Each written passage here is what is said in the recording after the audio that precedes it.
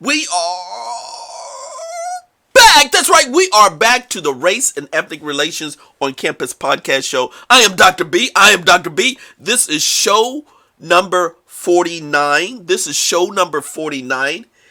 And unfortunately, I have to do this show. And did not anticipate doing this show. This is show 49, and it's entitled Racism and Violence Towards Asian Americans. That's right, show 49, entitled Racism and Violence Towards Asian Americans. Unfortunately, the topics that we've been talking about are very relevant today. And a tragic event happened about a week ago where it was a killing of 8 individuals, 6 of whom were Asian American women, lost their lives in Atlanta, Georgia. So we're going to talk about that. This is a tough show. So with that said, I want to thank our sponsors. Podbean, iHeartRadio. I want to thank Apple Podcasts, Spotify. I want to thank Listen FM, and like I said, iHeartRadio, Amazon Prime, and I want to thank my book publisher in 2018, ABC Clio. We're still going strong on our Podbean platform, and we've really reached a milestone, by the way, on our Podbean platform. Over 1,600 downloads, over 1,600 downloads. And again, this is show 49, and unfortunately, it's entitled Racism and Violence Towards Asian Americans. Where do you begin? Unfortunately, let me just say this: another couple of backstory to this show is that I used to live in Atlanta. My family and I used to live in Atlanta for 2 years. In Gwinnett County. Loved it. While I was Dr. B was going through a postdoc fellowship at Emory University, and I loved Atlanta. Know the city very well because I did a lot of community work in as many neighborhoods as possible in downtown Atlanta and metro Atlanta, and really know the layout of how Atlanta is kind of subdivided. Let me say how Atlanta is subdivided in racial and ethnic communities. How Atlanta is subdivided. And let me really segregate it in various racial and ethnic populations, and where new immigrants unfortunately come and where they reside in their communities. And unfortunately, a week and a half ago, a person, where in this case is very fresh, I'm not going to identify, but this person who's been caught on tape. Let me just say, I've reviewed as much of the information and what's been posted online at major news networks. Unfortunately, this person who was caught, they could see him, the white Caucasian male, and what happened. Apparently, he was at these places an hour or so before he committed this crime of unfortunately killing 8 people, 6 of whom were Asian American women, and is currently under investigation. So again, I don't know all the reasons why, but it does not look good with regards to what had occurred in the local community, and what I have been gathering as much information as possible, and encouraging my colleagues. That's another level. Encouraging my colleagues and institution to really make a strong statement against this hate that's been building, unfortunately, building throughout the United States. And let's get real about this. It's been building in the United States over the past year or so. Really building. Why has it been? Because of COVID-19, it has been building a lot of the origins of COVID and all the subtle resentment. And I'm going to bring up some other issues that I've heard from the Asian American community. And I have very, very close friends, colleagues, family members, and I'm even going to go say that I am very much connected to the Asian American community because of my own family heritage, my own family, who were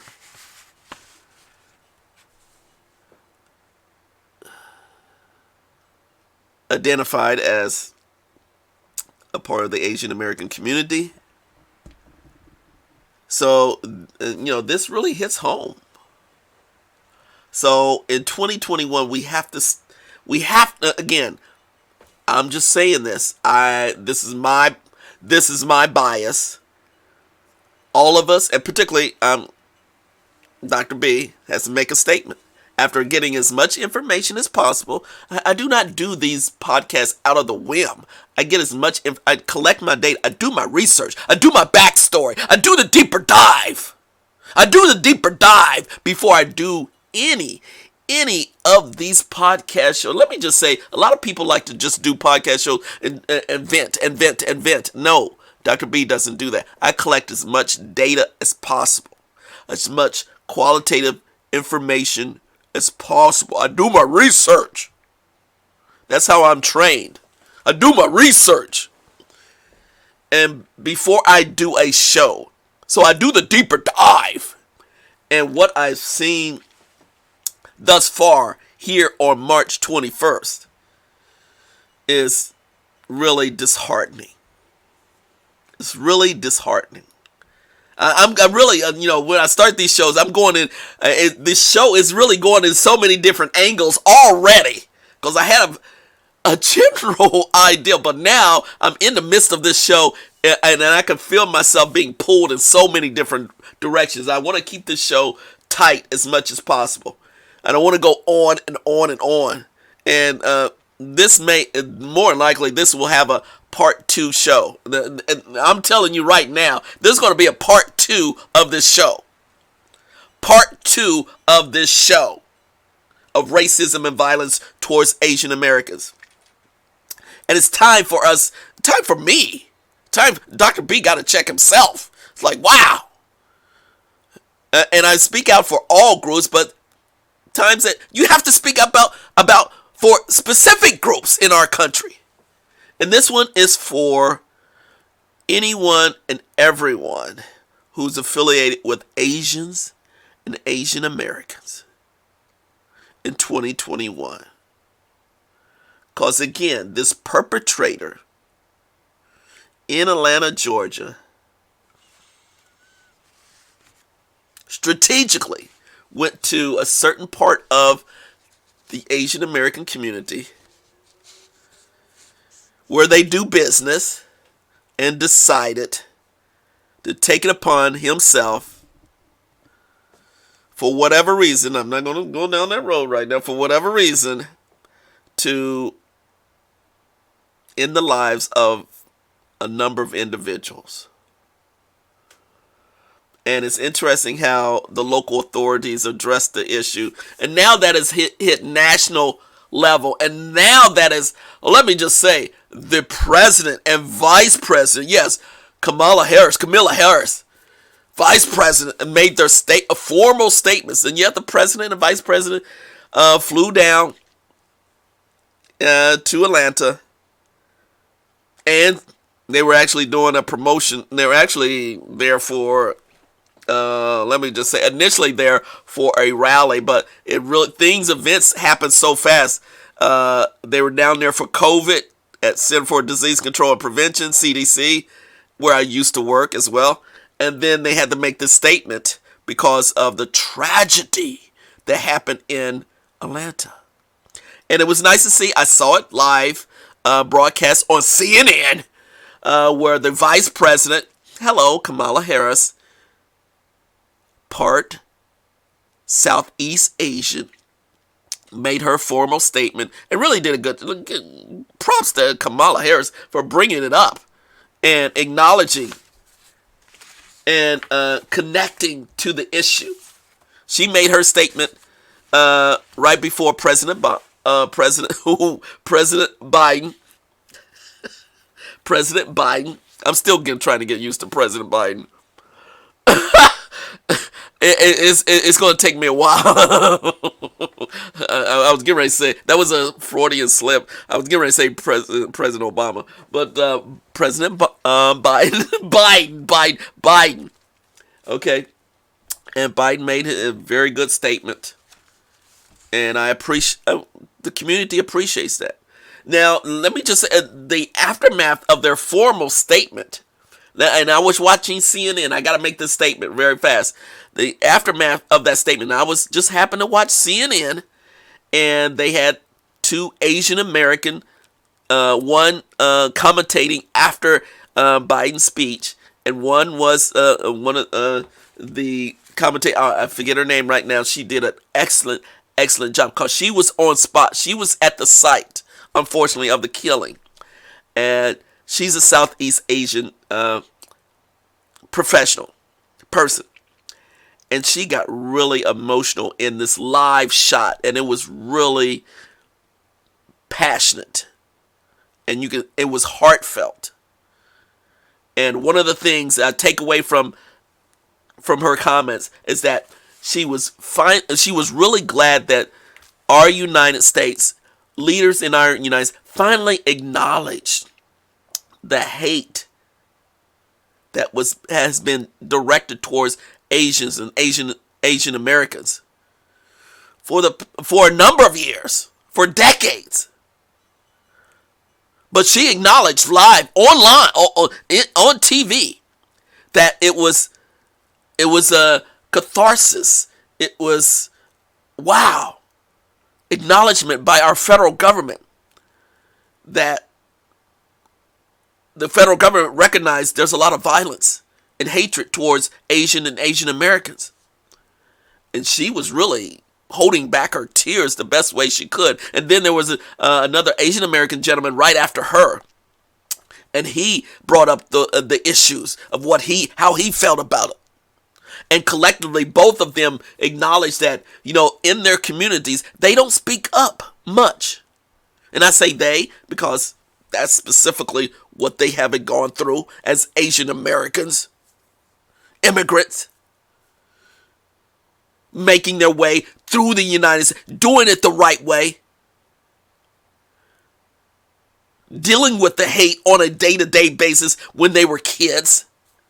And now that they're professionals, they're able to speak more about it. But as kids, when they were growing up, they felt the hate when they were kids. And now you could even, unfortunately, the tragic event, and she mentioned this, again, I will definitely bring her name up. The reporter just said, it's about time for the United States to acknowledge the continual day-to-day hatred, cynicism, discrimination directed towards Asian Americans today, and has been brought on even more so with COVID-19. And she even said it was brought on by our previous president as well. So the stereotypes. Let me just say the stereotypes that she brought up, and it was I'm glad she made that statement in that broadcast. But I also want to say that this affects all of us.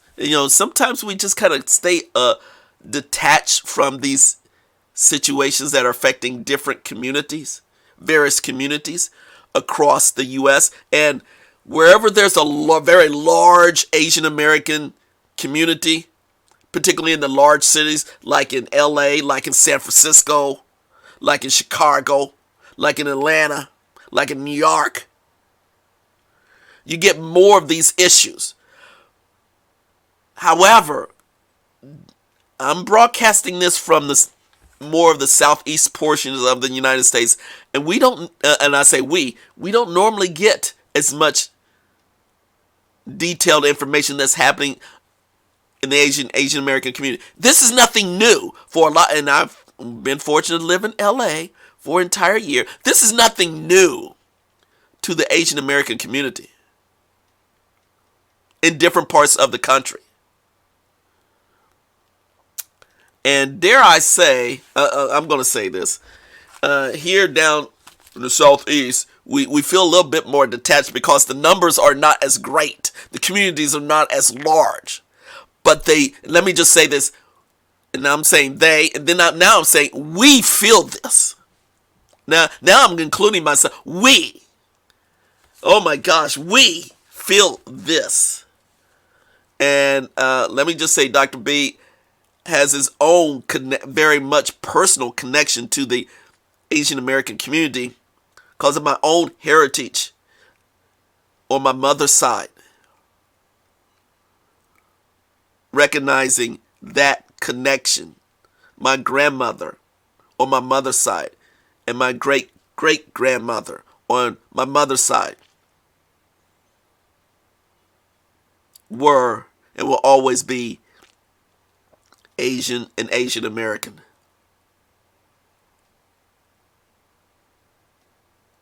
So I have a personal commitment to speak out for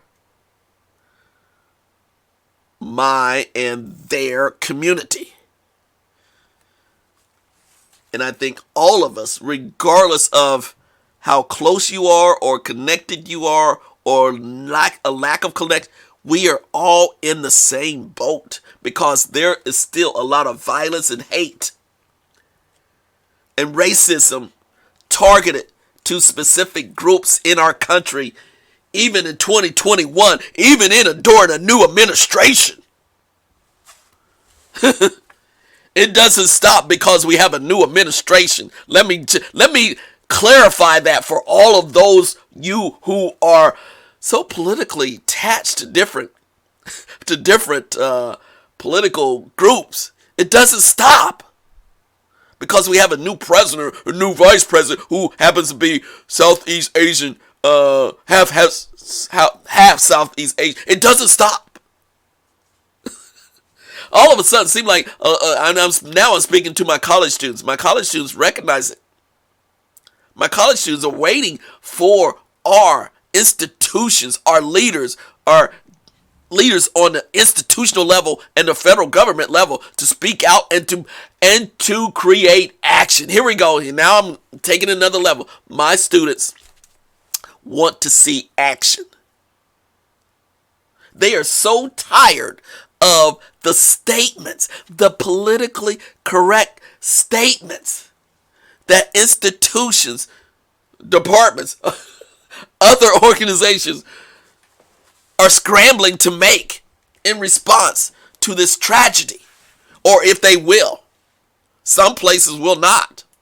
They will just stay silent.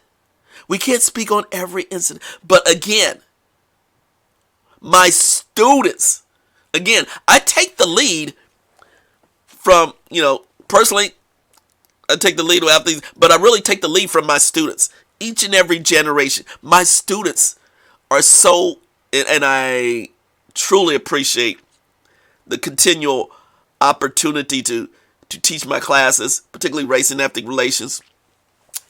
But my students, I've learned so much from them throughout the decades when I started teaching at the college level as a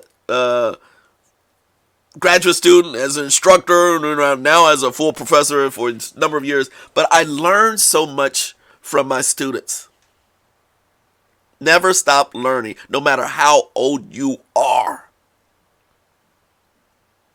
And again, I appreciate the energy, the motivation, the directness, and also the sincerity from my students, wanting us, and I say us, the older generation, the baby boomers, to take more of a lead, to take action. Now, what I mean by action, not just talk about like I'm doing in this podcast show, but putting it into some type of operations where you can tangibly change people's misconceptions and stereotypes, provide individuals skills, provide individuals new forums like on a webinar, and skills like culturally competent race relations modules, which I teach a class on race and ethnic relations. That's how you start changing the mind frame. And also encouraging, now I'm shifting gears to my colleagues, my professional colleagues, take it up another level. It has to be more action oriented. It has to be more proactive with new measures and activities that we can take advantage of our technology and reach that hard to reach audience. Those individuals who are still wrapped up in so much misconceptions, stereotypes, and hate that we can reach them.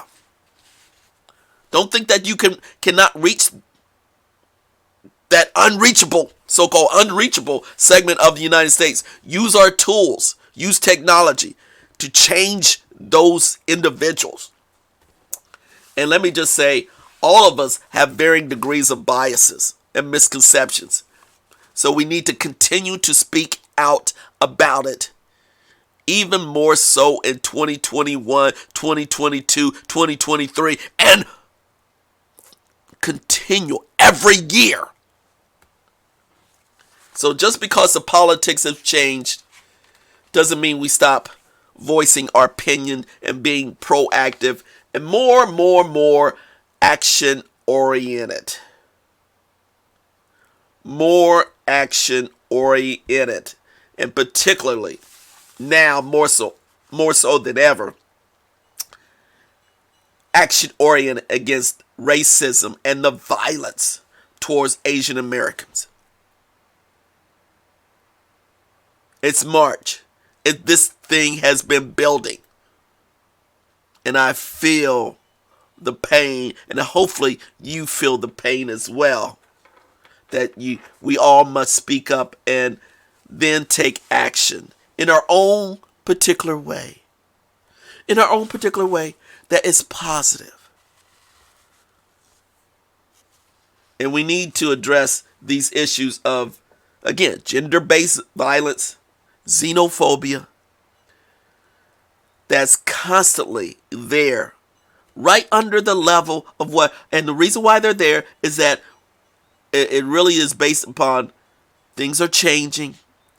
People hold on to their misconceptions and stereotypes, and they don't want to change. But guess what? Life changes every single moment of your life. So we have to stand committed, stand strong, and stand with others who are going through severe pain at this point in time. This is my show. Show number 49, Racism and Violence Towards Asian Americans. I hope it touches some of you in some form or fashion. Again, you do not have to be a part of the community to feel this, to feel this situation. You really don't have to. It is really a human rights and social injustice situation in our United States in 2021. This is Dr. B, show number 49, Racism and Violence Towards Asian Americans. I want to thank our supporters, our sponsors, Podbean. Thank iHeartRadio, Google Play, Apple Podcasts, Listen FM, Spotify, was it LinkedIn? that it will get there. LinkedIn, as well as my book publisher, ABC Clio. With that said, and there will be a part 2 of this. So again, my prayers and my blessings and my support go to all of those who have been affected by this recent tragedy. We will overcome this. We will get stronger. And there is more to come and much more empowerment. At least coming from me. And I know coming from each and every one of you. Thank you for your time. Have a blessed day. And a blessed week and a blessed year. We out.